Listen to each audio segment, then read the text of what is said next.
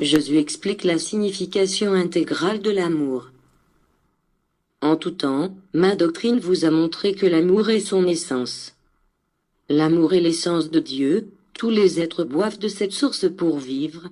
C'est elle que surgit toute la vie et la création, l'amour est le principe et la fin dans la destinée de tout ce qui a été accompli par le Père.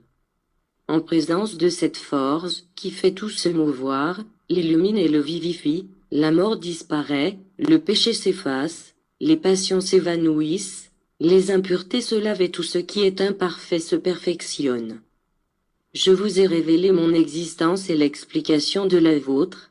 Je vous ai fait découvrir que le feu qui donne vie et anime tout est l'amour. Il est le principe duquel ont jailli toutes les natures. Et voici que vous autres, vous naquîtes par amour, vous existez par amour, vous étiez pardonnés par amour et serez éternels par amour. L'amour est le principe et la raison de votre existence. Ô humanité, comment pourriez-vous vivre sans ce don? Croyez-moi, nombreux sont ceux qui portent en eux la mort, et d'autres sont malades par le seul fait de n'aimer personne.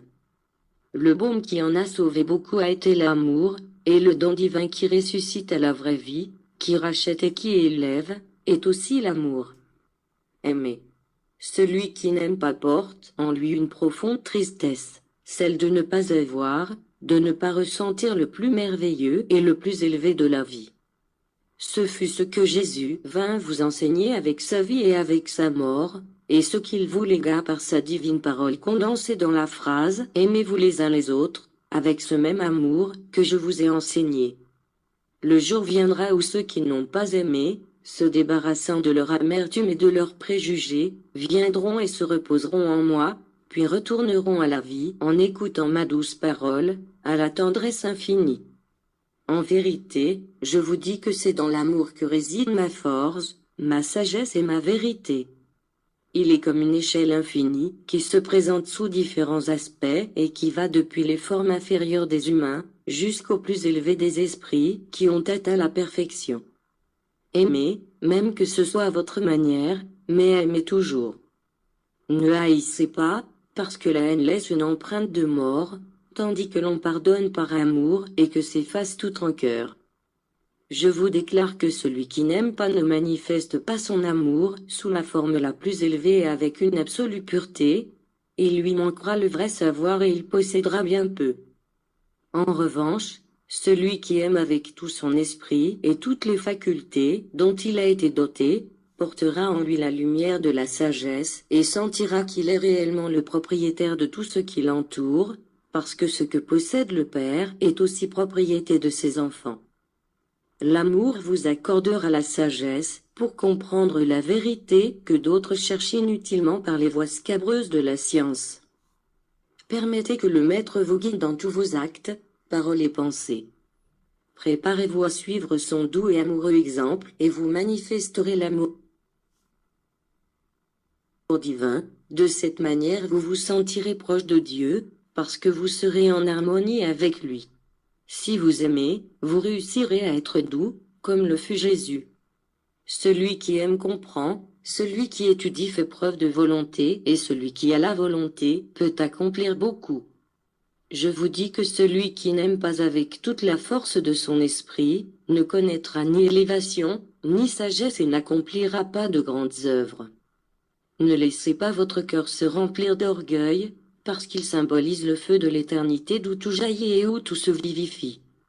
L'esprit se sert du cœur pour aimer au travers de la matière. Si vous aimez seulement par la loi de la matière, alors votre amour sera éphémère, parce que cette loi est limitée. Mais lorsque vous aimez spirituellement, ce sentiment s'assimile à celui du Père, qui est éternel, parfait et immuable.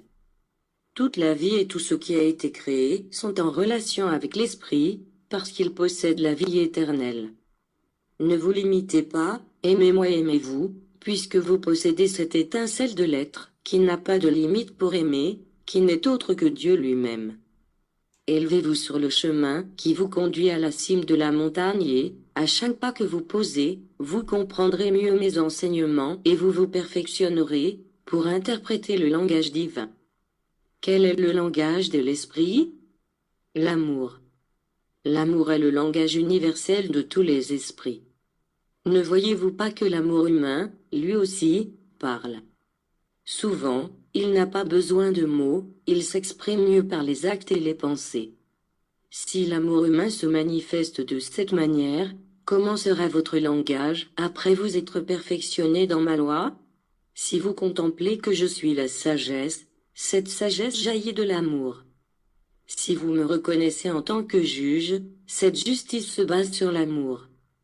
Si vous me considérez puissant, mon pouvoir est établi dans l'amour.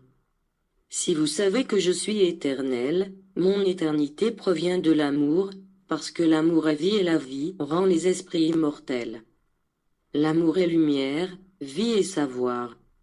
Et je vous ai donné cette semence depuis le commencement des temps, l'unique semence que moi, comme cultivateur parfait, j'ai semée dans les terres, que sont vos cœurs.